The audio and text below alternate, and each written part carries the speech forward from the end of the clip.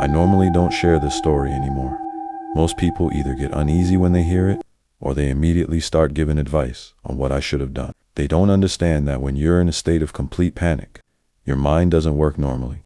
Your thoughts don't come together clearly. Decisions that seem simple in hindsight feel impossible in the moment. And that's something almost no one truly grasps. This happened about 5 years ago, in an apartment I had rented in downtown Memphis. I had just returned from my work as an eye technician around 4:30 p.m. The city outside was alive with the usual evening hum, but inside, I had my own little world. Unlocking the door, I stepped inside, set my phone, wallet, and keys on the kitchen counter, and took a deep breath. The heavy front door slammed behind me, a sudden jolt in the quiet apartment. Back home in my small hometown, I was used to leaving doors unlocked during the day, especially because my husband would usually arrive soon, but that day changed everything. Since then, I haven't forgotten to lock a single door once. I moved into the bathroom, and then to my walk-in closet, starting to hang the laundry I had begun before work. The apartment was quiet, peaceful. Then, I heard at the front door opening again. At first, I smiled, thinking it was my husband arriving early. "I'm in here, love." I called out. Silence. My heart skipped a beat. I cautiously stepped into the living room and kitchen area, and that's when I saw him. A man I had never seen before, probably in his 50s. His face was blank, unreadable. No mask, no weapon, nothing overt, just standing there, quietly staring. His presence alone filling the room with unease. My first thought was, maybe he walked into the wrong apartment. Surely he would apologize and leave, right? But he didn't move. He just watched, utterly still. I tried to stand tall, puffing my chest, attempting to appear more intimidating than I felt. "Get out of my apartment. You have no right to be here." My voice cracked, but I hoped it was enough to make him leave. It wasn't. Instead, he slowly began picking up my things in my phone, keys, wallet, stuffing them into his pockets. Methodically, without any sense of urgency, panic hit.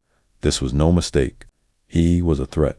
I darted toward my laptop, the only way I could contact help from inside the apartment, but I had to get closer to him to grab it. Heart racing, hands shaking, I lifted it and turned to run. He noticed, and his slow, deliberate steps began to close the distance. Adrenaline surged as I realized my only chance was the bathroom, the only room with 2 lockable doors. I slammed the first door, twisted the lock, then hurried into the closet, locking that door as well. I opened the laptop, hands trembling, and began sending frantic messages to my husband on Messenger. Minutes later, relief washed over me. He had called 911, but that relief was fleeting.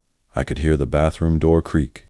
The intruder was coming, pounding on the closet door, muttering words I couldn't understand. I froze. People often tell me I should have defended myself, screamed, grabbed something heavy, but I couldn't. I was frozen with fear. The intruder's footsteps retreated back into the apartment, and I could hear things crashing in the living room and kitchen drawers opening, bottles breaking, cabinets tossed. My heart pounded so hard it felt like it would burst. I stayed in the closet, trying not to make a sound, trying not to breathe too loudly. I messaged my mom, 15 hours away, just to tell her I loved her. I needed her to know I was scared, that I needed comfort even though she was so far away. Every second felt like an eternity. The intruder returned to the front door. Then, finally, I heard the sound I'd been praying for, my husband's voice, shouting my name. I opened the closet door, my hand shaking uncontrollably, and ran toward him. The intruder had him pinned to the ground, struggling. Time slowed. Fear overwhelmed me. I felt powerless. The room spun. The air was thick with tension and terror. I didn't think. I just acted. Minutes later, the police arrived. 25 long, terrifying minutes. I remember watching them take the intruder away, recovering my belongings, filing reports. Even after the danger passed, the fear lingered. I realized the biggest threat wasn't the intruder himself. It was the part of me that froze, that relied entirely on hope and hiding. That was no longer acceptable. I enrolled in a martial arts and self-defense school. I stayed in the back at first, quiet, hesitant, unsure of myself. My instructor guided me, encouraged me, helped me rebuild my confidence step by step. Over the months, My fear began to diminish. My movements became stronger, my posture more confident. Eventually, I shared the story that had haunted me for years. Years later, I am no longer the scared, timid girl who hid in her closet. I am confident. I am strong. I can protect myself in my own home. I know what to do. I know my limits. And most importantly, I know that fear is natural, but preparation transforms it into power. It wasn't easy. It didn't happen overnight, but it was worth every second. And now, sharing this story, I hope others understand whatever way you choose to cope with your fear. Whatever steps you take to protect yourself, they are valid. Because in the end, survival is about courage, preparation, and believing in your own strength.